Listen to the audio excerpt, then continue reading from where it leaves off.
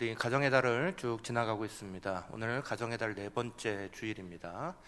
그래서 부부 주일도 청소년 주일로 지킨다고 말씀드렸습니다.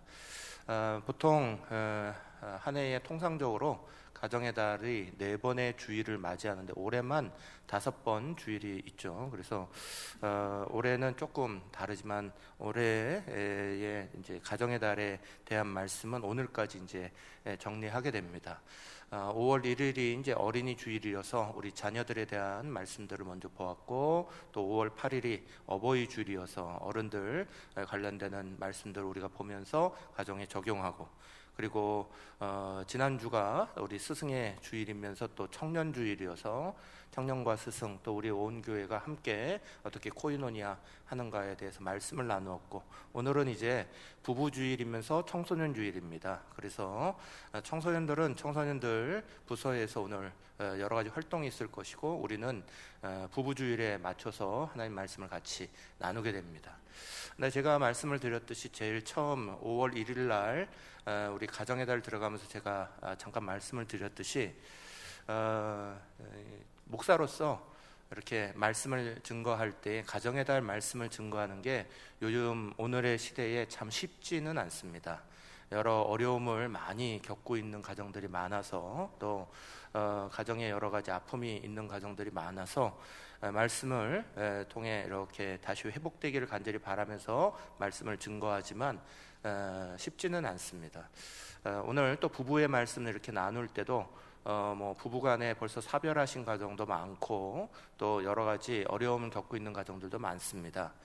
그래서 사실 쉬운 말씀들은 아닙니다. 그러나 우리가 가정의 달에 말씀을 전체적으로 이렇게 돌아보는 건, 자녀들이 되었건 어른들이 되었건 또 부부가 되었건 청소년 청년이 되었건 우리 각 가정의 각 부분들이 다 하나님의 은혜 가운데서 주님 주시는 은혜로 가득 차고, 또 돌아보면서 부족한 부분들을 메워지고, 우리가 어느 부분으로 더 열심으로 하나님 말씀 적용하고 살아야 될지 우리가 다시 한번 돌아보면서 우리의 가정을 복 주시는 하나님의 은혜 만나기 위해서 말씀을 돌아보고 있는 겁니다. 우리 오늘도 말씀을 이렇게 들으실 때에 부부관계뿐만 아니라, 부부관계는 사실 사회의 모든 사회 구성의 가장 기초가 되는 관계입니다. 그래서 성경적으로도 부부관계를 통해서 모든 사회 관계의 시작이 나가게 돼 있어요. 부부관계 속에서 부부관계로만 보는 것이 아니라 우리 모든 관계성들 속에서 하나님이 주시는 그 은혜가 어떻게 나타나야 되는지 또 말씀을 같이 적용해서 들으시면서 하나님의 은혜 찾으시기를 간절히 바랍니다. 오늘 본문 사도행전 7장 9절 말씀을 제가 다시 한번 읽겠습니다. 여러 조상이 요셉을 시기하여 애굽에 팔았더니 하나님이 그와 함께 계셔. 아멘. 우리가 먼저 기억하셔야 되는 건, 오늘 본문의 말씀이 창세기에 나오는 요셉의 이야기를 스데반이라는 초대교회의 집사님이 다른 사람에게 복음을 증거하면서 전한 말씀 중에 요셉의 이야기 부분에 대한 부분이라는 거예요. 그래서 요셉에 대한 부분을 스데반 집사가 성령의 은혜를 따라 스스로 먼저 해석한 부분이에요. 그래서 요셉의 긴 이야기를 짧게 해석하면서 또 그 안에 복음으로 증거해 주면서 우리 가운데 도전을 주고 있는 귀한 것을 우리 가운데 가르쳐 주시는 말씀이에요.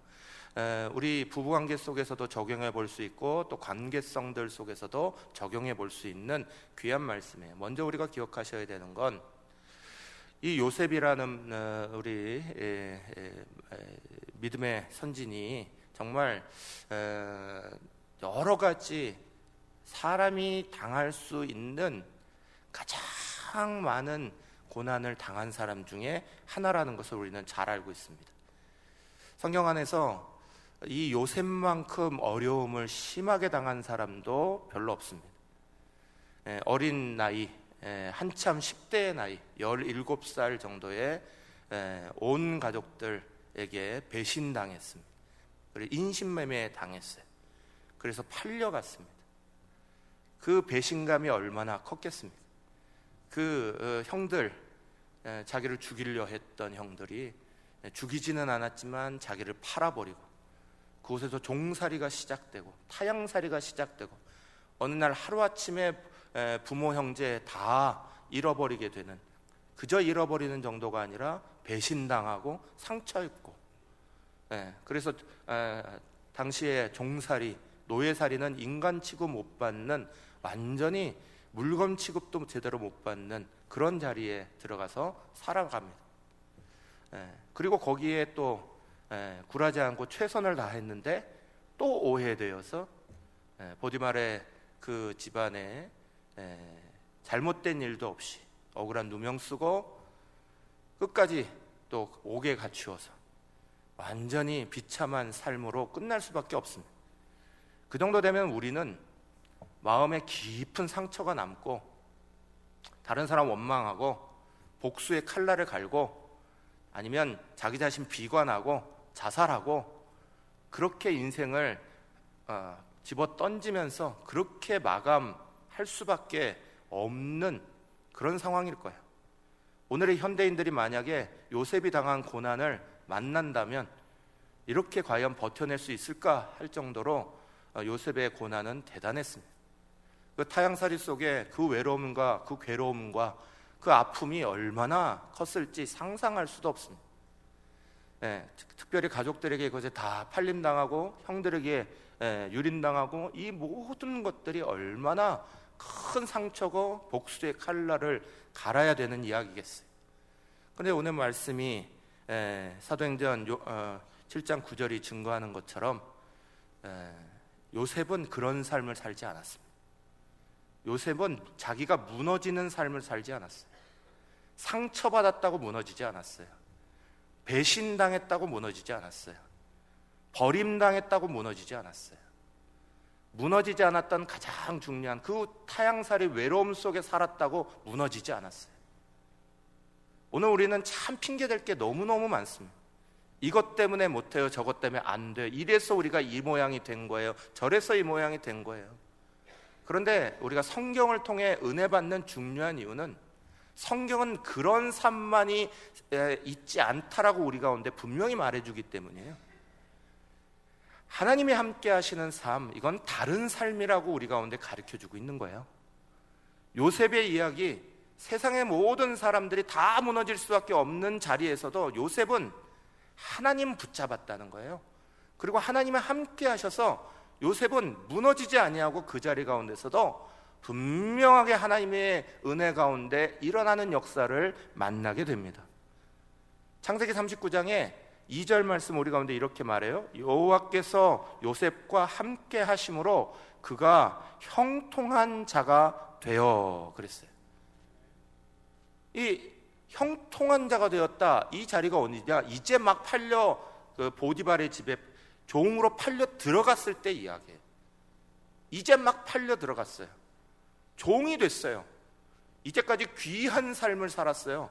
아주 때때옷을 잘 입고, 아주 귀한 대접 받고 좋은 음식 먹고 형들의 시기질도 다 받을 자리에 있을 때 거기에 형통한 자가 되어라고 말씀하지 아니하시고 종살이가 됐는데 형통한 자가 되어 이렇게 말씀하세요. 여기만 말씀한 게 아니라 창세기 39장에는 이걸 연거푸 4번 말씀하세요. 2절, 3절, 21절, 23절 연거푸 한 장에 4번이나 똑같은 말씀을 하세요. 여호와께서 요셉과 함께 하심으로 범사의 형통한 자가 되었다. 사랑하는 여러분, 우리가 생각할 때 형통한 자들은 잘 되는 거죠. 길이 잘 열리고 돈 잘 벌고 좋은 사람 만나고 좋은 환경 만나고 이게 다 형통한 자라고 우리는 굳게 믿고 살아갑니다. 그런데 성경의 생각은 달라요. 성경의 생각은 그저 세상 가운데 뭐든지 잘 되는 것만이 형통한다라고 말한 게 아니에요. 성경적 세계관에 가장 중요한 건 그 자리에 하나님이 함께 하시느냐, 그게 형통의 가장 중요한 요소로 봅니다. 우리는 부부관계 속에서도 수많은 외로움을 겪어요. 요셉이 외로움 겪은 것 이상으로 옆에 누가 있는데도 외로움 겪는 사람이 너무너무 많아요. 어떤 케이블 TV에서 프로그램에서 여론조사 해가지고 쇼를 하는 프로그램인데 거기에 나온 거 보면 부부가 같이 있는데도 남편이 아내가 있는데도 외롭다 대답한 사람이 무려 81%예요. 10명 중에 8명이 아내가 같이 있는데도 외롭다 이렇게 말을 해요. 왜 외로우냐? 외로움의 이유는 자기 마음 몰라주는 거예요. 남편이 아내 마음 몰라주고 아내가 남편 마음 몰라주고 그저 같이 살기는 하는데 이 외로움은 점점 더 많아지는 게 오늘 현대에 살아가는 삶의 자리입니다. 현대 결혼에서 3가지 반지를 받는다 그래요. 첫 번째 반지는 인게이지먼트 링이에요. 이건 약혼 반지죠. 요즘에는 약혼 반지 잘 안 주고 청혼 반지를 주더라고요. 청혼식을 이렇게 프로포즈를 엄청나게 하면서 반지를 주더라고요. 이게 약혼 옛날에 하던 거를 이렇게 대비하는 것 같아요. 두 번째는 웨딩 링이에요. 말 그대로 결혼 반지죠. 그러고 나면 세 번째 보이지 않는 새로운 반지 하나를 받습니다. 그건 서퍼링이에요. 고난의 반지예요. 부부 생활이 얼마나 힘들면 이런 이야기가 있겠습니까? 인게이지먼트 링, 웨딩 링, 서퍼링 이렇게 이어진다는 거예요. 부부 생활의 자리가 힘들어요. 그 가장 중요한 것 중에 하나는 대화가 점점 갈수록 줄어든다 말합니다. 인구보건복지협회라는 곳에서 기혼자 1000명 대상으로 조사해 봤더니 하루 평균 대화 30분에서 1시간 가는 분들이 32% 정도 조사됐어요. 30분 이하 보니까 10분에서 30분 29.8%, 약 30%. 10분도 안 된다 대답하신 분들이 8.6%, 약 10%. 그래서 30분도 대화를 못한다 하는 가정이 부부 사이에 이렇게 못한다 하는 가정이 무려 40%에 육박합니다. 10명 중에 4가정은 10가정 중에 4가정은 하루에 30분도 대화하기 어렵다. 여러 가지 요인이 있어요. 늦은 귀가, 주말 근무 이런 것도 큰 요인이었고요. TV, 컴퓨터, 스마트폰 사용하는 것 때문에 못한다도 많았고요. 자녀 양육 때문에 못한다 이런 것도 많았고요. 무관심도 상대적으로 굉장히 많더라고요. 이유가 분명하게 여러 가지가 있어요. 그런데 중요한 건 결과적으로 대화가, 소통이 부부 사이에도 일어나지 않더라. 대화가 안 일어나니 어떤 부부가 오래간만에 남편이 시장을 봤어요. 아내가 무척 아팠대요. 그리고 평소에 시장도 안 가던, 집안일도 안 도와주던 남편이 시장을 가게 됐습니다. 이 남편이 시장에 가서 아내가 목록을 쭉 줬어요. 그리고 사오라고 자세하게 적어줬어요. 1 라면, 2 파, 세 번째 3 배추, 4 무, 5 우유, 6 주방세제, 7 빨래비누, 8 고무장갑 이러고 붙였었어요. 오래간만에 장을 열심히 보고 왔어요. 왔더니 아내가 노발대발하는 거예요. 왜 노발대발했냐? 남편이 이렇게 사왔어요. 라면 1개, 파 2단, 배추 3포기, 무 4개, 우유 5병, 주방세제 6통, 빨래비누 7개, 고무장갑 8켤레. 평소에 대화가 얼마나 없었으면 거기서 전화 한 통화로 이거 몇 개 사오면 돼? 전화 한 통화하면 되는 걸 안 한 거예요. 그냥 가서 번호 써 있으니까 그게 몇 개 사오라는 거지 알고 그거대로 사왔다는 거예요. 사랑하는 여러분, 우리가 하나님 앞에서 우리의 가정의 자리를 이렇게 펼쳐놓고 보면 정말 외롭고 힘들 거, 느낄 거 너무너무 많아요. 남편들은 결혼할 때 아내들이 소녀적 모습 그대로 변하지 않을 걸 믿고 결혼한답니다. 안 변하는 아내가 없어요. 아내는 남편하고 결혼할 때 남편은 시간 가면 변하겠지 해서 결혼한답니다. 그런데 변하는 남편이 없답니다. 아내 남편, 서로 간에 같이 있으면서도 외로움이 너무너무 많아요. 힘든 자리가 너무너무 많아요. 그런데 그 자리를 표면적으로만 보면 분명히 부부의 문제입니다. 표면적으로만 보면 경제적인 문제이기도 하고 자녀 양육에 대한 문제이기도 하고 이런 문제이고 저런 문제, 이건 표면적으로 보이는 세상이에요. 그런데 표면적인 세상을 넘어서 성경은 보이지 않는 원인이 있다 우리 가운데 가르치는 거예요. 요셉을 봐라 우리 가운데 말씀하는 거예요. 요셉은 표면적으로는 이 사람이 무너질 수밖에 없는 조건을 다 가지고 있다는 거예요.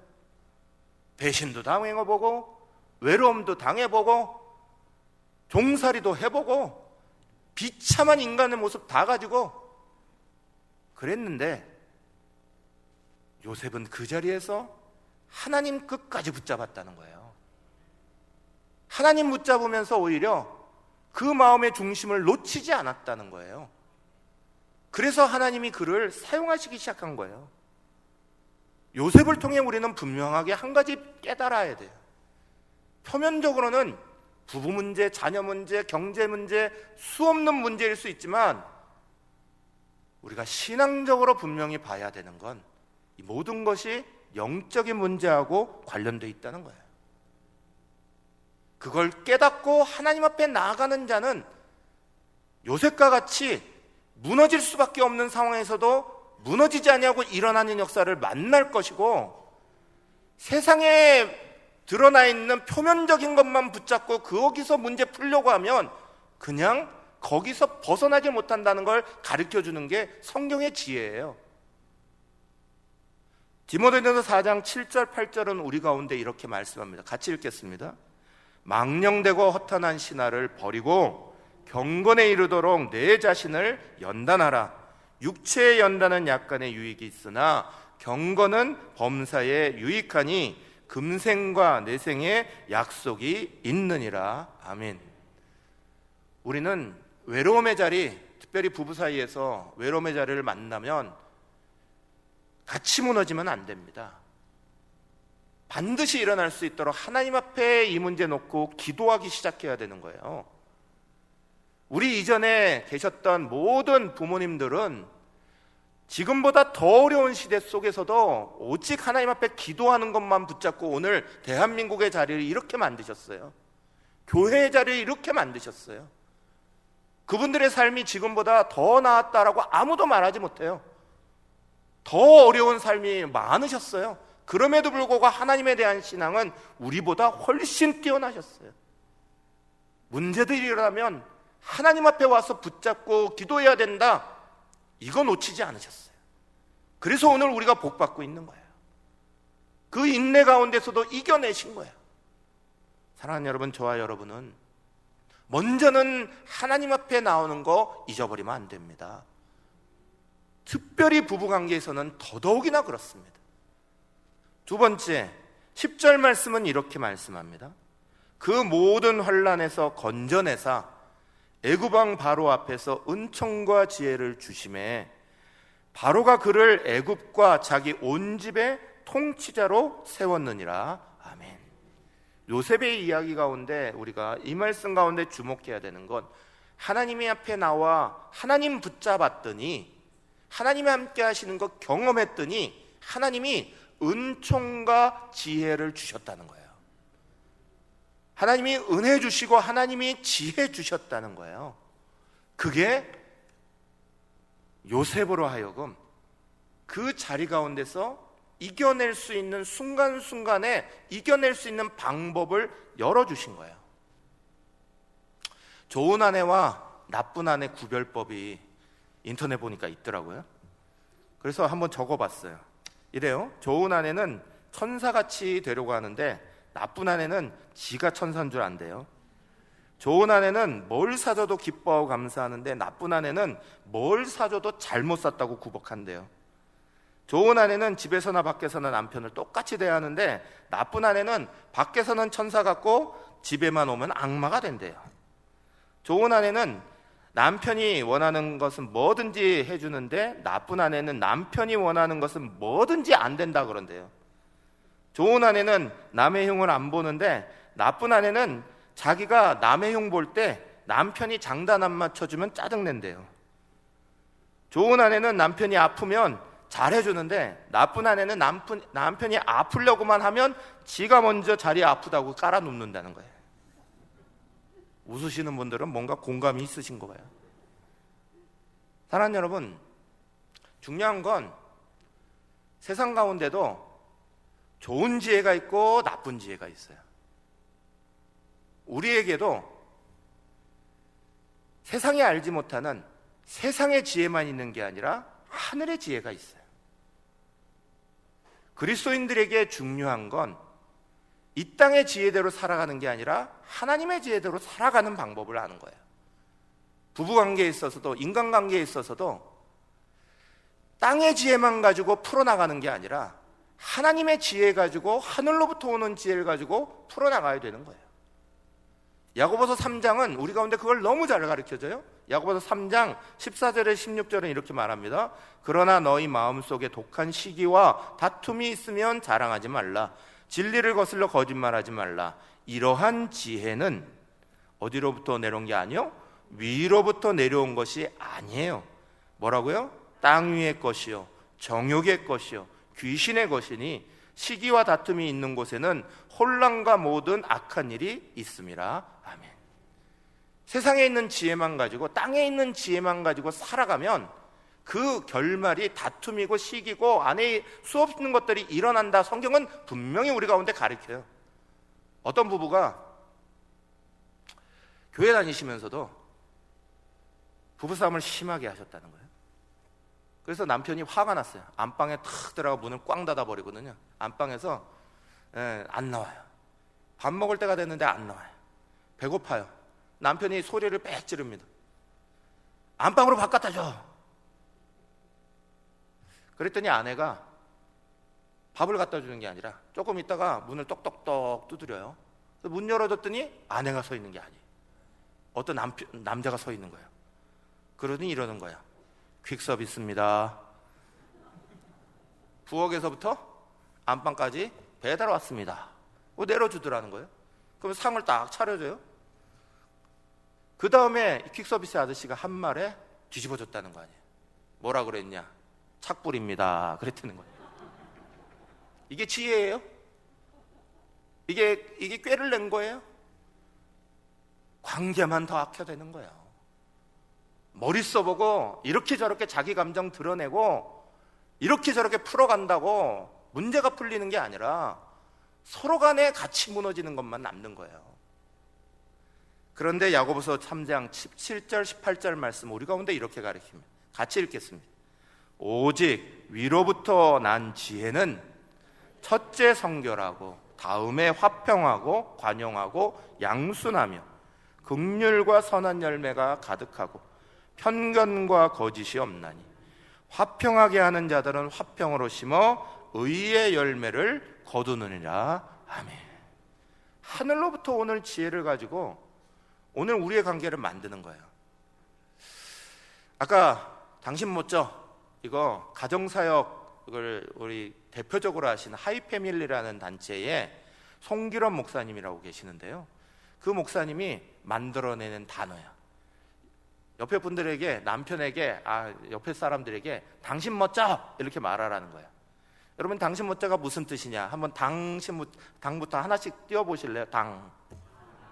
당당하게 살자, 신명나게 살자, 멋스럽게 살자, 져주면서 살자. 이게 당신 멋져예요.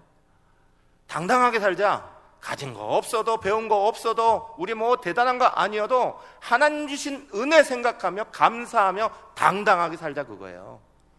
신명나게 살자. 상쾌 원통하고 불평한 거 그거 막 쏟아낼 게 아니라 상쾌하게, 유쾌하게, 통쾌하게 그렇게 신명나게 살아보자. 그 말하는 거예요. 멋스럽게 살자. 명품백 치장 안 해도 하나님이 나에게 주신 나만의 매력이 있다는 거예요. 그 매력을 붙잡고 멋지게 살아가자. 그거예요. 져주면 살자. 지는 게 이기는 거다. 결국은 이기는 자리 반드시 얻는다. 그러면서 만든 단어가 앞자 딱 따들어서 뭐라고요? 당신 멋져. 옆에 사람만 해보세요. 당신 멋져. 당신 멋져요. 이 말 달고 살라는 거예요. 사랑하는 여러분, 송기론 목사님이라는 분은 하늘의 지혜 가지고 세상 말 가지고도 하나님의 은혜의 자리를 막 만드는 말을 만드는 거예요. 우리가 사용해야 될 말을 만드는 거예요. 우리가 이 땅을 살아가는 동안 세상 지혜로 살아가면 어떻게 된다라고 야고보서는 분명히 말해요. 위로부터 오는 지혜가 아니면 그 속에서 다툼이 일어나고 시기 일어나고 막 일어난다. 그러나 하늘로부터 오는 지혜, 그거 붙잡고 살아라. 그러면 요셉에게 준 것처럼 은총과 지혜가 우리 가운데 넘쳐나게 되는 거예요. 그때마다 하나님이 우리에게 주시는 은혜의 문이 열리게 되는 거고 뚫고 나갈 기회가 열리게 되는 거예요. 그 마지막이 뭐냐? 요셉이 잘 보여주지 않냐 그거예요. 마지막 해피엔딩. 오늘 본문 사도행전 7장 14, 16절 이렇게 말합니다. 요셉이 사람을 보내어 그의 아버지 야곱과 온 친척과 75사람을 청하하였더니 야곱이 애굽으로 내려가 자기와 우리 조상들이 거기서 죽고 세겜으로 옮겨져 아브라함이 세겜 하몰의 자손에게서 은으로 값주고 산 무덤에 장사되니라. 아멘. 요셉이 복수의 칼날을 갈았으면 끝까지 부모 못 만나요. 요셉이 형제 죽이기로 했으면 그러면 자기 자신도 애굽에서 묻힐 뿐이지 조상들의 땅으로 옮겨지지도 못해요. 요셉이 하나님의 도우심 구하고 하나님의 은총과 지혜 만나고 그러면서 자기의 마음에 용서와 사랑으로 바꾼 거예요. 우리가 잘 알듯이 악으로 행하는 사람들에게 선으로 이겨낸 거예요. 로마서 12장 21절 말씀은 우리 가운데 분명하게 이렇게 말합니다. 로마서 12장 21절 같이 읽겠습니다. 악에게 지지 말고 선으로 악을 이기라. 아멘. 사랑하는 여러분, 아까도 말씀드렸죠? 우리의 관계성들이 나에게 잘하면 잘해주고 나에게 못하면 나도 못해주고 공격하면 나도 공격하고 못되게 하면 나도 못되게 하고 눈에는 눈이고 이에는 이로 살아야 되는, 그렇게 살아가면 우리의 말년도 마지막 비참해지는 것밖에 남는 게 없는 거예요. 저는 우리 교회의 교우들 가정들 보면서 두 가지 종류의 가정을 봤어요. 한 가정은 남편이 정말 믿음이 아직 못해서 끝까지 기도하시더라고요. 기도하고 기도해서 요즘에 그 가정이 얼마나 좋아지고 있는지 몰라요. 남편분 신앙이 쭉 올라오고요, 아내분이 그 역사가 다 응답되는 게 지금 몇 년 지나고 나니까 막 보여지는 거예요. 그런데 다른 쪽의 한 가정을 보니 아내가 경건의 능력 잃어버리면서 점점 남편 따라가요. 남편 맞춰준다고 세상으로 나가요. 그러면서 다 잃어버리고 있는 거예요. 사랑하는 여러분, 성경은 우리 가운데 부부관계를 세상적인 방법으로 생각하라고 말씀하지 않아요. 인간관계를 세상적인 방법으로 풀어나가라고 말하지 않아요. 성경적인 방법이 있다라고 가르치시는 거예요. 어떠한 자리든지 먼저 하나님 앞에 무릎 꿇고 경건의 능력부터 쌓아야 돼요. 그리고 그 속에서 오는 은총과 지혜를 만나는 거예요. 땅의 지혜가 아니라 하늘의 지혜를 만나는 거예요. 풀 수 있는 방법을 하나님 주시도록 만나는 거예요. 그러면서 주님 주시는 마음으로 불쌍히 여겨지고 사랑하게 되고 섬기게 되고, 어느 틈엔가 우리의 가정에 사랑의 용서의 역사가 일어나서 놀랍게 하나 되는 역사가 일어나기 시작하는 거예요. 가정이기 때문에, 부부이기 때문에 오래 걸려요. 쉽지 않은 거예요. 하지만 하나님 말씀을 믿고 끝까지 맡길 때에 역사는 하나님의 은혜 반드시 있습니다. 하나님은 약속하셨어요. 사람은 그것을 바꾸지만 하나님은 응답하시는, 이루시는, 성취하시는 하나님인 줄 믿으시기를 간절히 바랍니다.